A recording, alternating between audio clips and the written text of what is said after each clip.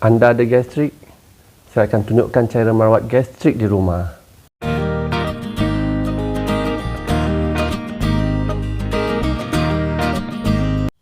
Ramai orang menganggap bahawa gastrik ini adalah satu penyakit. Bila sembang dengan kawan-kawan pun, mereka selalu cakap, aku nak ada gastrik lah, aku nak ada gastrik lah. Sebenarnya daripada perbualan saya dapati bahawa apa yang dimaksudkan oleh orang kebanyakan tentang gastrik ni sebenarnya bukan gastrik yang penyakit. Gastrik ni adalah gejala. Kalau dalam bahasa perubatannya kita panggil dispepsia. Gastrik ni dia ada beberapa tanda. Biasanya rasa pedih di ulu hati, rasa pedih di ulu hati itu sampai loya, kadang-kadang muntah hingga berpeluh-peluh, tak boleh tidur, tak boleh baring kerana sakit itu akan makin kuat. Ini semua adalah gejala dispepsia, iaitu yang biasa kita panggil gastrik. Sebenarnya ada beberapa penyakit yang membawa gejala gastrik ini. Penyakit-penyakit yang ada gejala gastrik ini adalah seperti peptic ulcer disease, iaitu di dalam perut kita ada ulcer ataupun luka. Ataupun mungkin disebabkan oleh acute gastritis, iaitu keradangan di dalam perut. Dan gastrik juga merupakan satu gejala untuk satu kondisi yang kita panggil GERD, gastroesophageal reflux disease, di mana asid banyak sangat di dalam perut sehingga dia naik melalui esophagus ke atas. Ada kala juga gastrik ni membawa maksud indigestion ataupun makanan tidak tercerna. Oleh itu kali ini saya akan tunjukkan bagaimana kita boleh merawat gejala gastrik ini di rumah. Sebenarnya kita boleh bahagikan cara rawatan itu pada dua, iaitu satu dengan ubat-ubatan dan lagi satu dengan cara tindakan. Ubat-ubatan tu hanyalah untuk melegakan. Kebanyakan gastrik ini adalah disebabkan oleh perembesan asid yang berlebihan di dalam perut. Oleh itu, sebarang ubat-ubat yang mampu mengurangkan asid dalam perut akan mengurangkan rasa sakit akibat gastrik itu. Ubat ini kita boleh beli di kedai-kedai sebaneka 24 jam seperti di 7-Eleven pun. Kebanyakan ubat di atas kaunter ini, kita panggil over the counter medication ini, mengandungi MMT, iaitu magnesium trisilicate, iaitu endogenous antacid.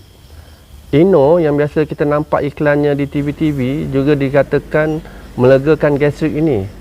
Kalau kita lihat, Ino itu sendiri mengandungi sodium karbonat, sodium bikarbonat dan citric acid, di mana semua benda-benda ini akan menetralkan asid di dalam perut. Untuk mereka yang sering dan kerap terkena serangan gastrik ni, ada beberapa perkara yang boleh diambil.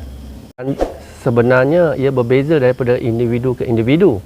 Ada yang tak boleh makan makanan yang berminyak, ataupun ada orang yang tak boleh makan makanan yang berlemak.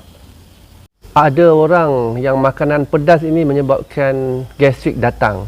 Dan ada kala orang, kopi itu boleh mencetuskan serangan gastrik.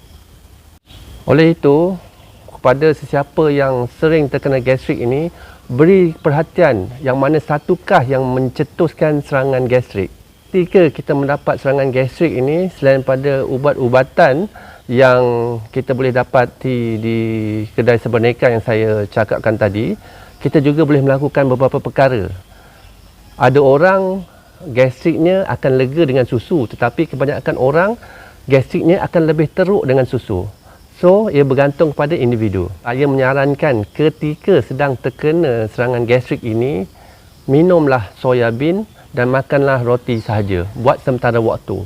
Jika nak makan makanan lain pun, bubur mungkin boleh membantu mengurangkan sakit. Bila kita nak ke klinik? Jika kesakitan itu terlalu kuat dan kerap, tahap kesakitan melebihi daripada 5, kita boleh ke klinik berdekatan untuk mendapatkan rawatan. Dan jika gastrik ini terlalu kerap, maka pemeriksaan yang lebih perlu dilakukan supaya kita tahu apakah penyakit yang menyebabkan gastrik pada saudara dan saudari sekalian. Rujukan ke hospital akan membantu dalam perkara ini. Ujian yang mungkin akan dilakukan di hospital adalah OGDS, sejenis skop, iaitu kamera dimasukkan melalui mulut dan terus ke perut untuk melihat apakah abnormaliti yang ada. Dan selalunya OGDS ataupun skop ini membantu untuk membuat berdiagnosis sama ada saudara-saudari ada GERD ataupun ada peptic ulcer disease ataupun ada acute gastritis. Bila kita perlu ke jabatan kecemasan jika terkena serangan gastrik ini? Jika kesakitan di ulu hati itu terlalu kuat sehingga kita rasa nak berguling-guling menahan kesakitan, itu petanda anda perlu ke jabatan kecemasan dengan segera. Tanda-tanda lain adalah apabila anda muntah, keluar darah, ataupun bila buang air besar, najis berwarna hitam. Najis berwarna hitam tu dia betul-betul hitam macam tar jalan ataupun macam kopi pekat tanpa gula. Tanda-tanda lain adalah apabila kekerapan pedih ataupun sakit di ulu hati itu berserta dengan tanda-tanda anemia. Kita boleh cek dengan melihat tapak tangan dan melihat di bawah mata.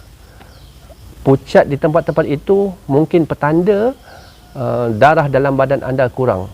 Itulah tadi saya telah berkongsi tentang gastrik. Bagaimana gastrik boleh dirawat di rumah, bila perlu ke klinik dan bila perlu ke jabatan kecemasan. Semoga perkongsian video ini bermanfaat untuk anda semua. Sehingga kita bertemu lagi di lain rancangan. Assalamualaikum.